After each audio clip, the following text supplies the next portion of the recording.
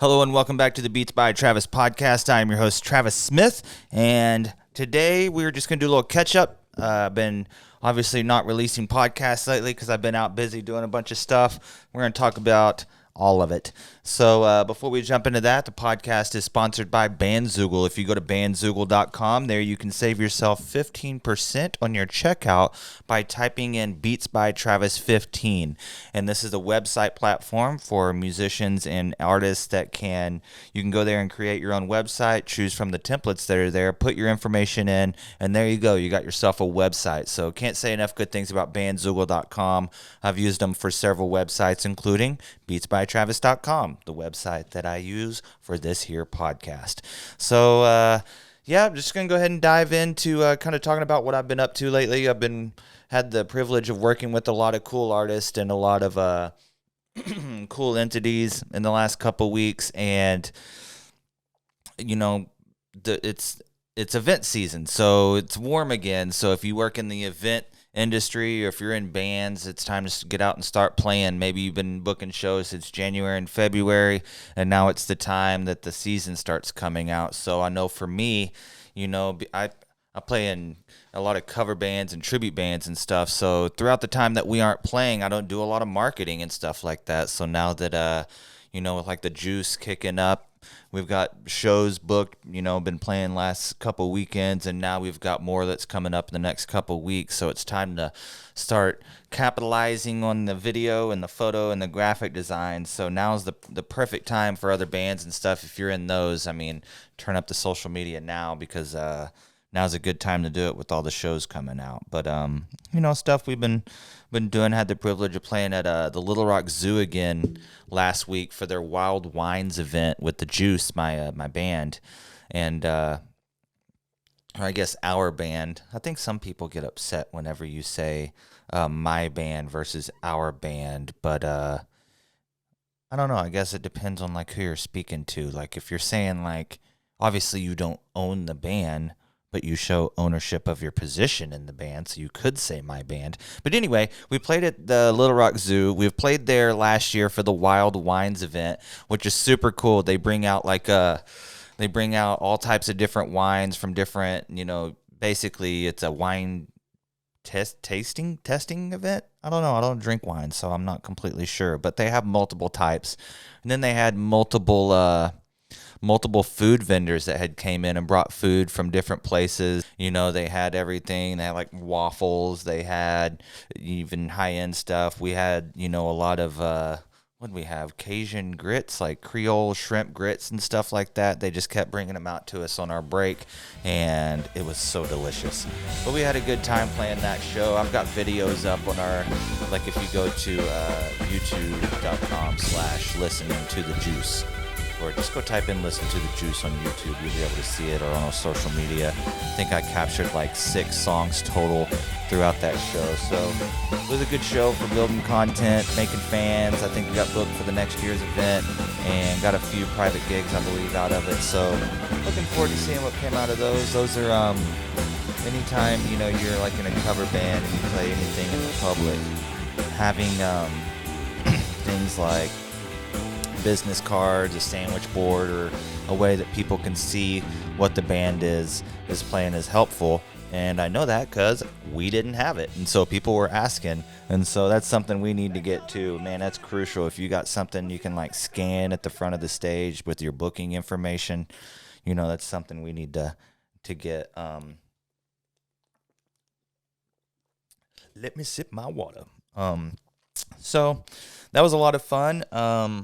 That's kind of it in the band world. Been playing, played at the Cherokee Casino with the boys in Thanks for Nothing, my old band that I've been in for like 18 years. So you think the song is over, but it's not even close.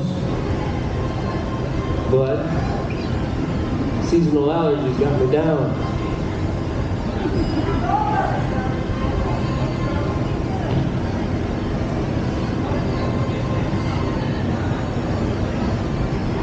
Equate nasal spray. Gets me on my game. We're going to return to the song now. You know, Cherokee Casino in West Siloam is kind of the only place that we play at in West Siloam, Oklahoma, or Arkansas. It's right there on the line. So always enjoy those shows, and it's good to be back playing drums again. Sometimes I even forget that I do that because I will work for 2 or 3 weeks straight, and then it's showtime again, and then go play a show, and then you've got that. I hope I forgot everything to the show, or hope I didn't forget everything to the show. And luckily, I haven't forgotten anything in like 3 shows, so I'm crushing it right now. Right now, there's so much going on in the Northwest Arkansas area as far as music and events are concerned. I was speaking earlier, when it gets warmer, it goes from 10 events in town to 2,000 events, and everybody's got festivals popping up, and they've got different art markets and all types of things that come along with a growing and budding area. So one of the cool things that I've got to work on for the last about year and a half or so is the Lunch Hour, which is a Tiny Desk series, this Tiny Desk style series produced by KUAF here in Northwest Arkansas and out of Fayetteville. And this last week we had Sarah Lilly on the episode to perform some songs within the studio, but as well as do a podcast there after with a restaurant called Bites and Bowls that's here in Fayetteville as well. So super cool episode. Sarah's super talented. She's on the Love More Records label, working with DJ Raquel and my friend GT, who, if you guys go to listen to some of the George's podcast in the past, I've had them on those episodes talking about Love More Records. And so I'd suggest go check those out. Go listen. Sarah Lilly was actually on the episode. And if you're watching on the video, this is her. This is Sarah Lilly right here. So pretty cool.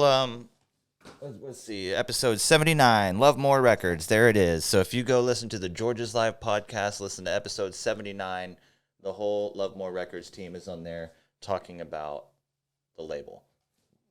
So that's that. So go check out the Lunch Hour. New episodes coming out every month. KUAF, thank you guys for hiring Lens Audio, my company, to come on board to work with you guys. It's been super awesome. Got to attend the Home Sweet Home Festival in Bentonville, which is put on by City Sessions. My buddy Jared Sears there, one of my favorite people working in the music community around here, does a lot of things. He produces events. He helps with web series. He does this Home Sweet Home Festival. I just worked with him today. He works with the Oz Bike Group, connected my cover band with the Oz Kids event that we played last year. So he's, doing multiple things to help artists in the Northwest Arkansas area, and he produces a festival called the Home Sweet Home Festival, which they sold out this year, which is super cool. And it's around downtown Bentonville area, and they activate multiple houses for 2 days to have a house concert. So whether singer-songwriter, there was also Love More Records also had a presence there with hip-hop. Like, we stood in the rain and watched Bang perform his songs out there, and DJ Raquel DJing, and the whole team there supporting. So that was pretty cool. Got to bump into my old friends Will Gunselman and Jamie Lou and Garrett, and a lot of people who have been around in the Northwest Arkansas community, and they've moved away. This is a great festival where everybody's kind of coming together, and to see the new artists that have come out in the last couple years, like Dandelion Heart, getting onto the festival as well, that's been playing around, and seeing, you see a band when they first come out and they first start doing things, and then they start progressing, then they're playing better shows, and then they're playing festivals, and then they're connecting with other people. It's kind of cool to see what's building around the Northwest Arkansas area as the individual towns that make up, 4 or 5 towns that make up Northwest Arkansas become something of a greater entity, because I think where a lot of towns in a metro area will be siloed, where they're looking at from their perspective as an artist, they're just looking for as many opportunities as possible. So the more that multiple towns are working together, the more easy it is for an artist to be able to navigate their career but inside of a particular market. So it's cool to see that happening around. And Railyard Live kicking up again in Rogers. That's a music venue in downtown Rogers, Arkansas, that has live music every Friday and Saturday night, 100% for free, and holds about 1,500 people in there. Top-notch production, incredible bands. A lot of the best bands around the area, from cover bands to original bands, are playing there. They've got multicultural events going on, and even a ticketed show coming up with Drew Holcomb and the Neighbors on June 4th coming up there. And so it's very rare that you find a venue in a town that has free concerts happening downtown that has this level of production and this level of accessibility to where you can just roll up with your lawn chairs, sit out there, enjoy it. The kids can run around. Giant park right next to it with a super cool playground that every kid loves.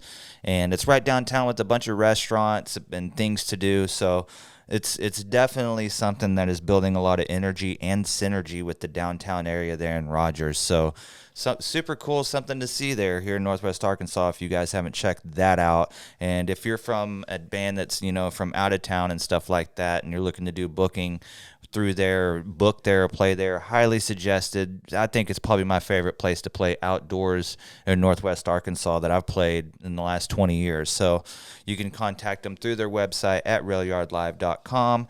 And the reason I'm pumping them up so much and letting you guys know about it, not just because I think it's awesome, but I also do all the photo, the video, and graphic design working with them with my company.